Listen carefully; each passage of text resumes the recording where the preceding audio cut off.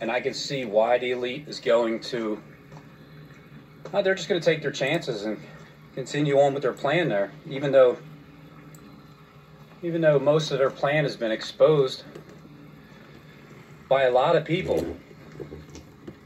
I just happen to figure out the war ordeal.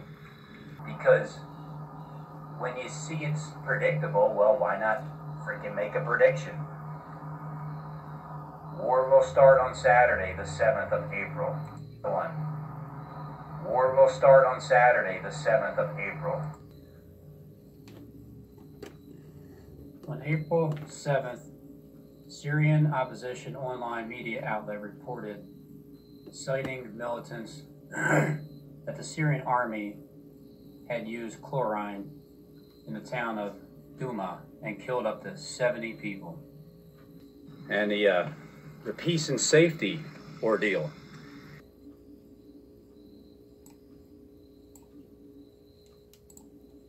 Yep, so that's, keep an eye out for the 28th.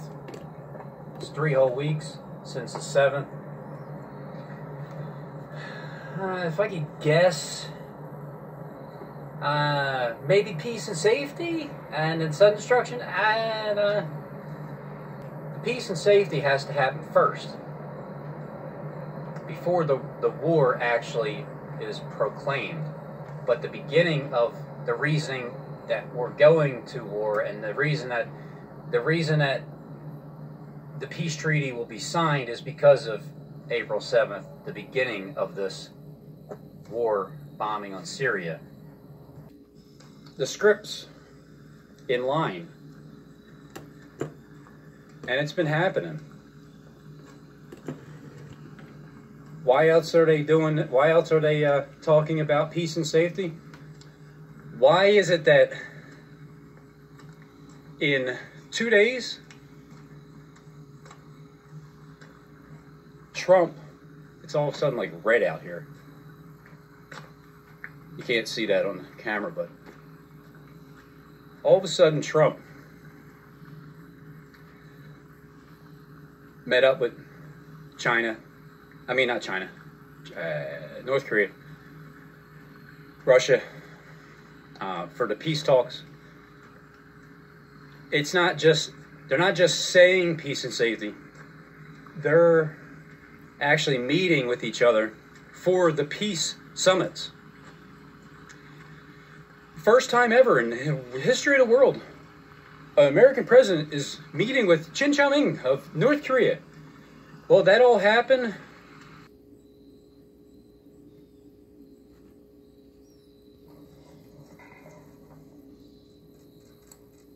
the day before.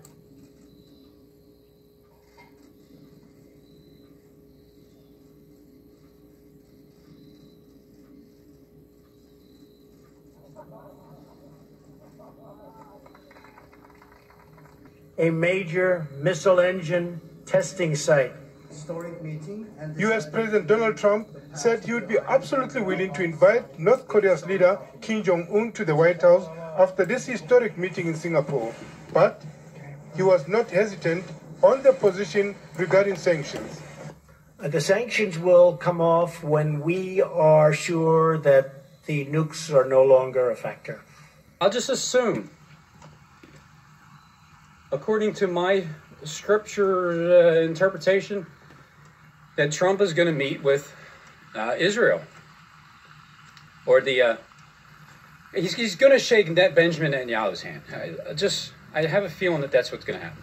Very much. It's great to be with Benjamin Netanyahu, the Prime Minister of Israel, and his representatives. Obviously, we have much to discuss. The Prime Minister was just thanking me again for what we did in Jerusalem, which we 100%. Thank you, baby. Thank you. Thank you. Thank you, baby. Thank you. Thank you. Thank you, baby. Thank you. Thank you. Third, this is the first time that we meet after the American embassy has been moved to Jerusalem. Right. And I guess it'll be, I don't know, I haven't followed it. I can't stomach watching the news. I can't even stomach listening to even YouTube channels talk about showing Trump. That's why I did the one video about what he was doing, and that's it. I can't do it anymore. So I just have this feeling that there's going to be this wonderful peace summit meeting, and yes, they are literally going to say, they're going to say safety, they're going to say peace. They might even say straight up peace and safety in the same sentence, instead of spreading it out and saying safety over here and peace over here and security over there. Yes, they are literally going to say, they're going to say safety, they're going to say peace. Your team to advance our common interest, security, prosperity, and peace. Security, prosperity, and peace with Israel's security, prosperity, and peace. Yes, they are literally going to say, they're going to say safety, security, to say peace. They might even say, they're going to say safety, they're going to say peace. Prosperity and peace. Prosperity and peace. Peace between Israel and the Palestinians. Peace between Israel and the Palestinians. 1, 5, 3. But of the times and the seasons, brethren, you have no need that I write unto you, as he's talking to them back in the day. For yourselves know perfectly that the day of the Lord so cometh as a thief in the night, which he did already. For when they, this is what they're doing at this exact moment, shall say peace and safety, but of course they're saying security and peace, security, prosperity, and peace. They're saying it backwards. Then sudden destruction cometh upon them, as travaileth upon a woman with child, and they shall not escape. Now, this is what's going to happen to them in the end, after they play this out to us on TV. But ye, brethren, are not in the darkness, that that day should overtake you as a thief. So that means that some people are going to know when Christ comes and when he already came. And it's not going to be, they're not going to be surprised or be taken over as a thief. But over here, you know perfectly that the day of the Lord comes as a thief in the night. Of course he does. Of course he comes as a thief in the night.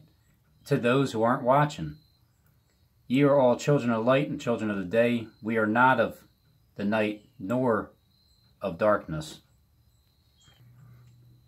And in the second year, the reign of Nebuchadnezzar, Nebuchadnezzar dreamed dreams. Dreamed dreams.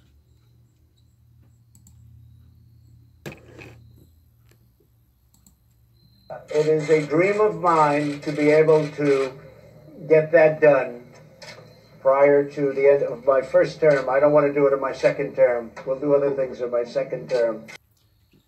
The king answered and said to the Chaldeans, the thing is gone from me.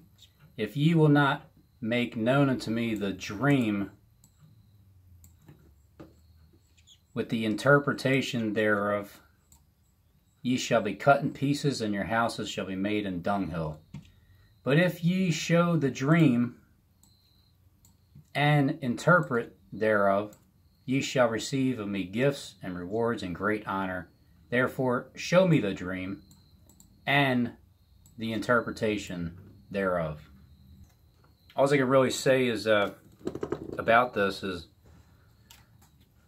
I've been trying to show them what their dreams are. You know, not their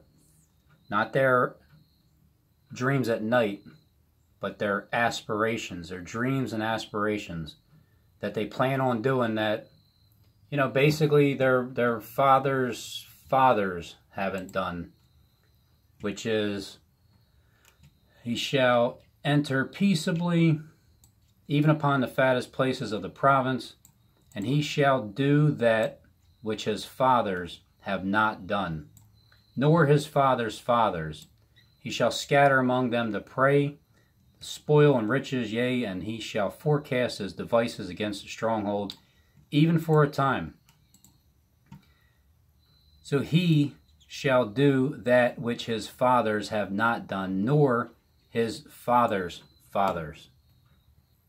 And here's one of the things that he plans on doing.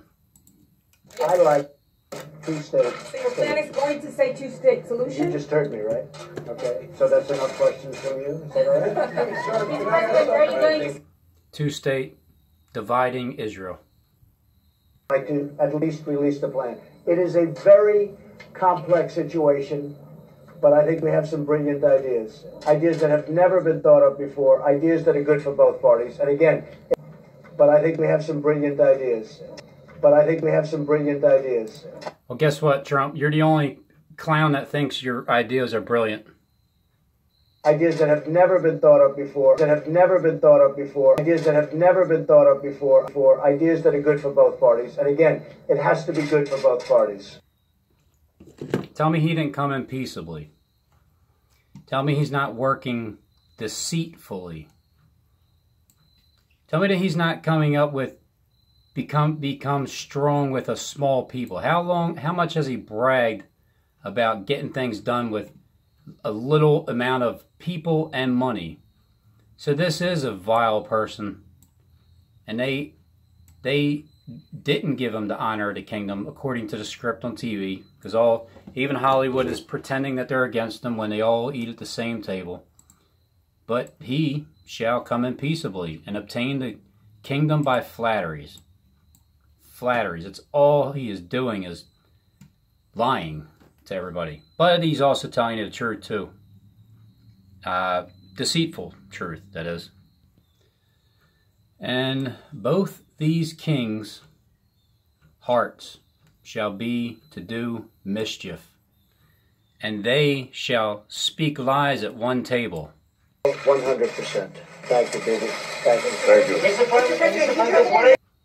But it shall not prosper, for yet the end shall be at the time appointed.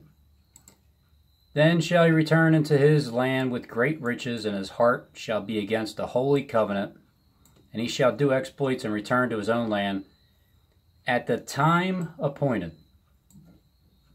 He shall return and come toward the south, but it shall not be as the former or the latter. It shall not be as the former, which is right now, which is nothing as devastating has happened. And it's not going to be as the latter, because the latter is the very end where they're going to be destroyed. So it's right in between. And it just sounds like, God's people won't be here for this little intermediate point right about here. Not as the former or as the latter.